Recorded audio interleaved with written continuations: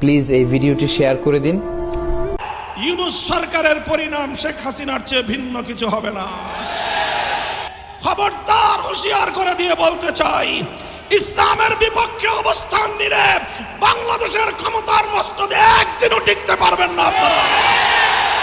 আমার ধারণা, বাংলাদেশের নারী বিষয়ক যেই কমিশন গঠন করা হয়েছে, সেই কমিশনের নারীরা, এরা আসলে নারী না পুরুষ সেটা দেখে বোঝা কঠিন।